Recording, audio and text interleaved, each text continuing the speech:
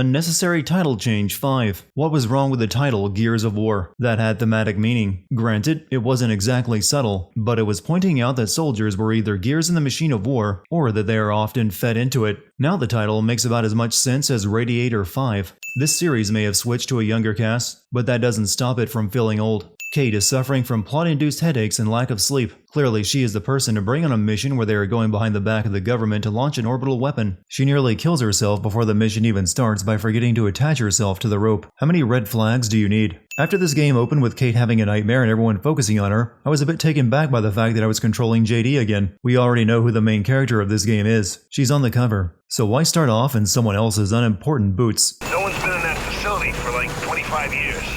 Yeah, that's pretty evident.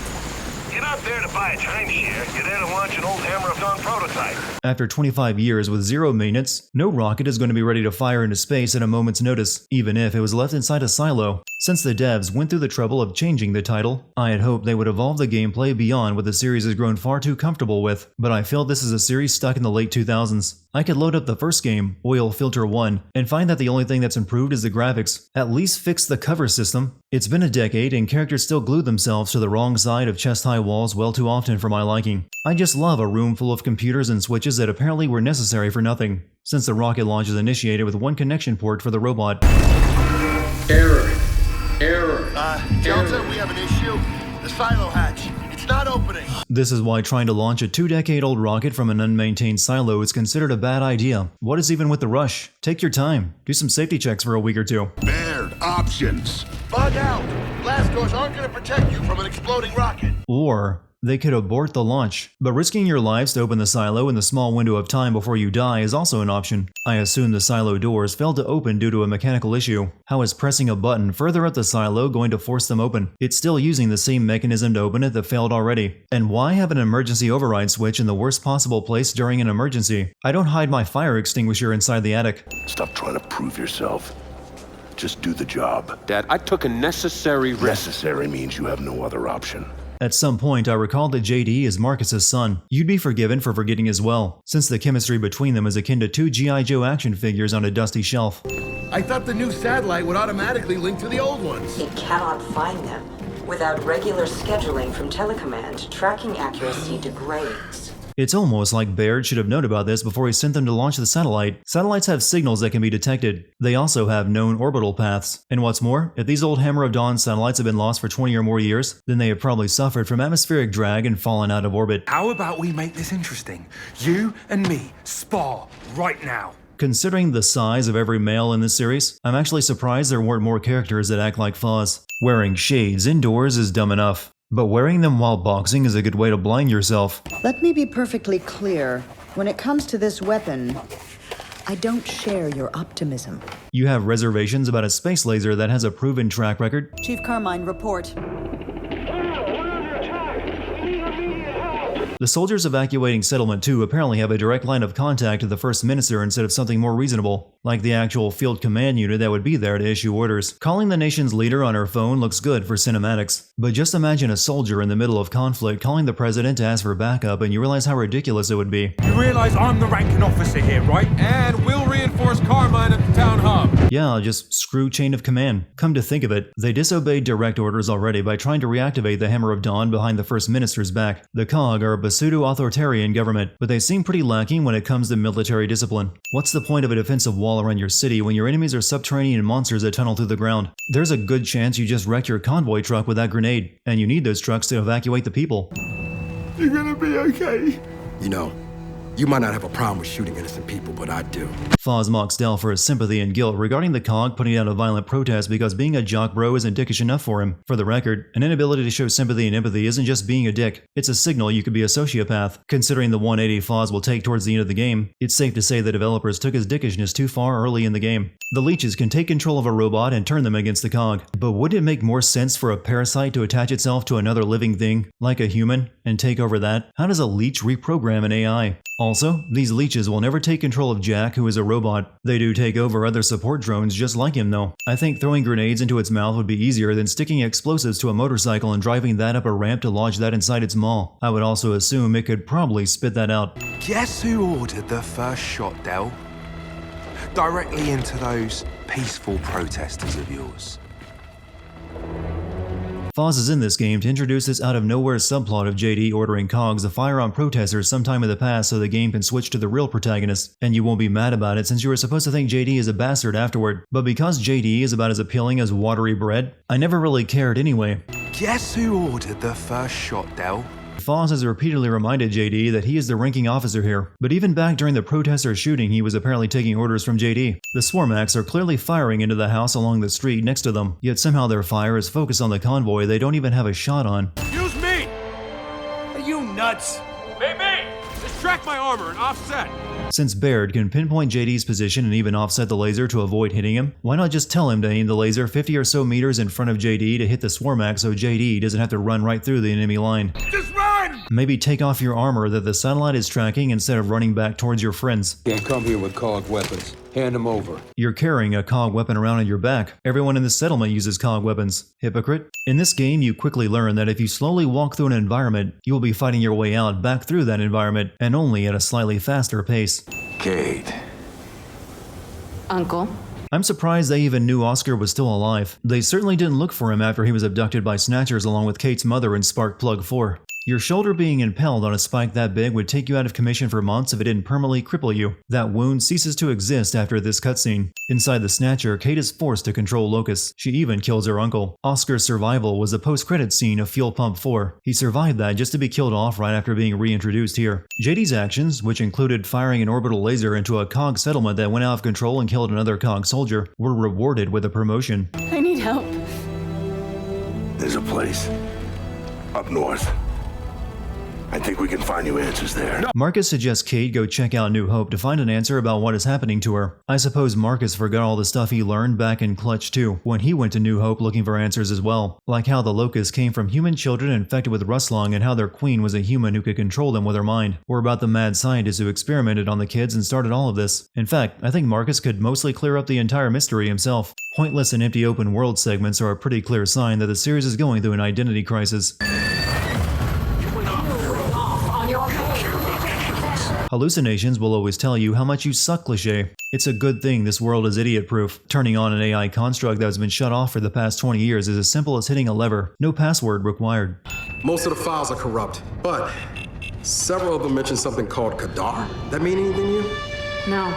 It does to me. Back in Gearbox 2, Marcus and Dom hack New Hope as well, and it gave them information that sent them to Mount Kadar. Kate and Del hack New Hope and it gives them information that sends them to a secret lab on Mount Kadar with even more relevant information than back then. Now that the game has added semi-open world gameplay, they included radio towers for you to hack to find optional quests. I just completed a mission where Jack had to carry the phosphorus fuel cell through a mine without damaging it lest it explode and kill the both of you. Since you clearly know how dangerous this stuff is, maybe put more than a few meters distance between you and it. Know what you'll find right below an ice layer? Unfrozen water. This is a fact the game knows too, since a game mechanic lets you shoot out the ice beneath an enemy and dunk them in freezing water. Here though, there is empty space beneath the ice, and for some reason the ice formed in the shape of a slide. I assume since this lab is below the ice it was an underwater lab at some point, but nothing about the entrance, its setup, or the radio tower outside it points in that direction. The lab is locked and needs a DNA code to allow entry. Kate's DNA has never been sequenced and uploaded to this lab when it was in operation back before the Locusts emerged. Her grandmother was a Locust Queen who was kept here as a child, so maybe she would have been? But I don't see the logic in allowing the person you mean to keep locked up inside for study to be whitelisted in the security system. Welcome home. The Niles AI shouldn't even know about Kate. The real Niles died long before she was even born.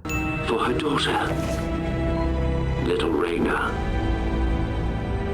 Your mother. Kate's mother, Raina, was Mira's daughter, and Mira was raised in this facility by the researchers, one of which was Raina's father. Since Mira ages 50% slower than average humans, and we only see photos of her as a child in this facility, and she was kept in a child's bedroom while she was here, it means the researcher likely knocked up a little girl he had helped raise. I don't believe the developers intended that, they simply didn't think through their backstory very well.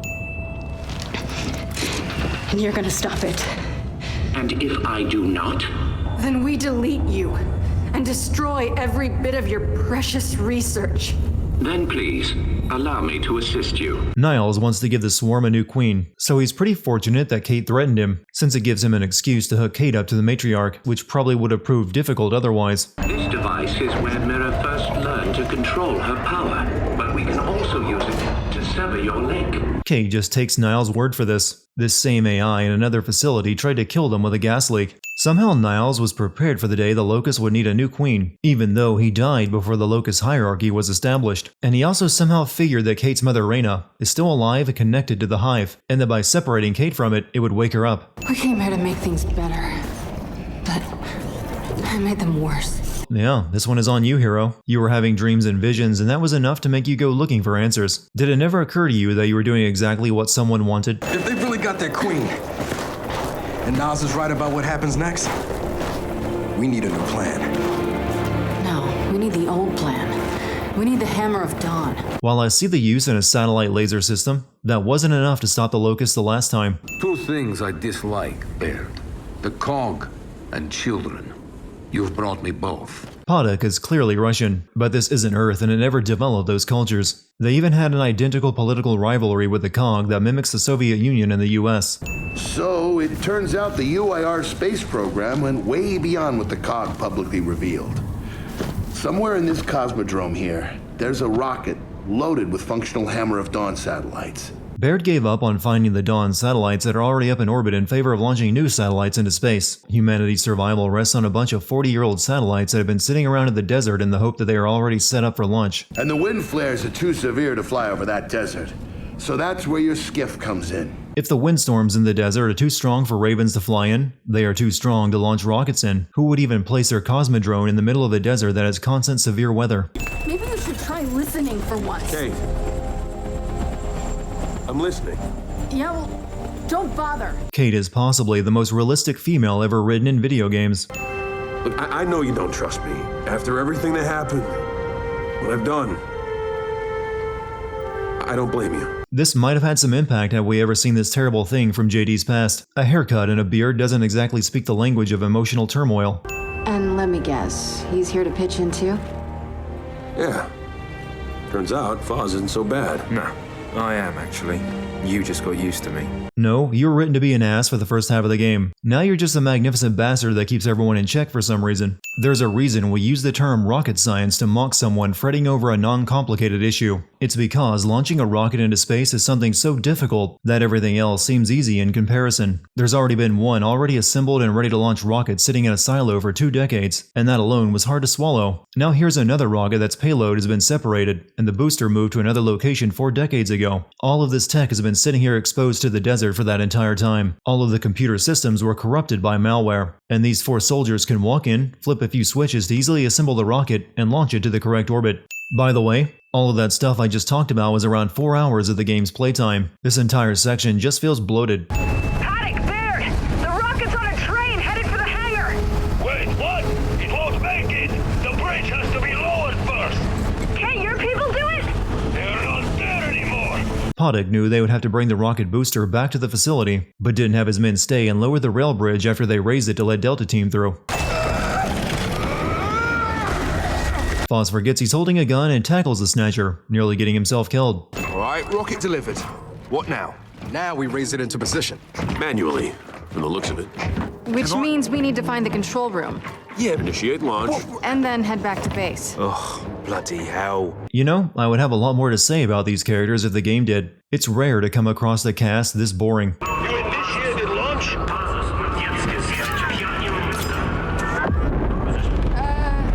Maybe? Then get the hell out of there now! Something tells me there are no controls in the top of a launch tower for this very reason. No one wants to race for their life after hitting the button. There is no way this rocket would successfully deliver its payload to orbit at this point. 4 decades of exposure in the desert, and now a Kraken is wrapped around the launch tower and the rocket, which would almost certainly cause the rocket to shift and no longer be positioned correctly. You would not survive being this close to a launching rocket. Even the Kraken survives it, and it was right underneath the exhaust. Earlier, Paduk said they couldn't fly the Raven into the desert due to the flare storms that rage there, yet he flies one in and out just fine. I can already tell you that this launch is foobar. You have 3 satellites going in 3 different directions still in atmosphere. One would have to be flying against the rotation of the planet, meaning it would quickly deorbit and crash back to the surface. I'm surprised there is normal weather on this planet. I figured it would rain antifreeze or something. Is it gonna work? Well, for that, we're gonna need a test fire. Forget test fires. We need an actual target. Yeah, forget checking to see if the weapon works. Let's take it right into a combat situation like last time. That worked out so well when it nearly killed your son. Iris, What's happening? Multiple security breaches. Old Ophira ruins. Did someone order a finale? Because it arrived early and with no warning. This is a targeting beacon. We gotta plant these things all over the old city. Just handed Cole and Foz theirs. So, where do we plant our beacon? East Barricade Academy. Once it's in place, you'll have a live hammer radius. The Hammer of Dawn doesn't make much sense anymore. I thought the laser designator you used to paint a target was how the Hammer of Dawn worked, as long as the satellite was overhead. Now you need to place a beacon at the designated area that creates an area of effect, then paint the target with a laser inside the beacon's radius. You would have to get a beacon inside an enemy group before you could even call an attack, making this an incredibly obtuse weapon to use. Look, I'm not gonna lie. It's real ugly out there. The swarm have been attacking for all of 2 minutes. I don't think Carmine has even been outside to see how ugly it might be. Everyone loses one gun in this cutscene and loses all of their weapons. Kate euthanized her mother at the end of Alternator 4. Kate didn't bother burying or burning her mother's body and left it connected to the Locust hive mind network, and the Locust apparently kept her body alive just in case Kate ever made contact with the matriarch, and through her the hive mind to separate herself from it. Also Mira, the old Locust queen, whose consciousness was still alive inside the network, could take over Reyna's body. Instead of throwing the knife or the tentacle to choose either to save JD or Del, why not throw it into Reyna's head? Now die with it. Why does Kate saving one of her comrades result in the Queen letting Kate live? She had all three of them dead to rights. Now's the fun part, bitch! Back here! You're goddamn... Oh, when I said the fun part, I meant fun for the cold train, baby! You know, a Super Bowl meme doesn't have that long of legs. This series has tried to keep it going for over a decade now. I'm not really sure why Marcus assumed Cole died. The Kraken only ripped apart the robot Cole was piloting, and the waist isn't where the pilot sits. Go! Go! Paduk tells them to get going. Then the Kraken goes after them. Directly in its path was Paduk and the rest of the Cog soldiers. Somehow Paduk is still alive. Repeated, boss fights, boss fights. Despite the numerous character deaths in this game, the robot sacrificing itself is the only thing that gets a slight reaction out of me, which goes to show you what a poor job they did of realizing the human characters. If Rocket exhausts it and kill the Kraken, then the Hammer of Dawn wouldn't stand a chance. Break Pad 5 ends with a shot of the Locust necklace, just like Distributor 4. As George Lucas once said, it's like poetry, it rhymes. That isn't a compliment.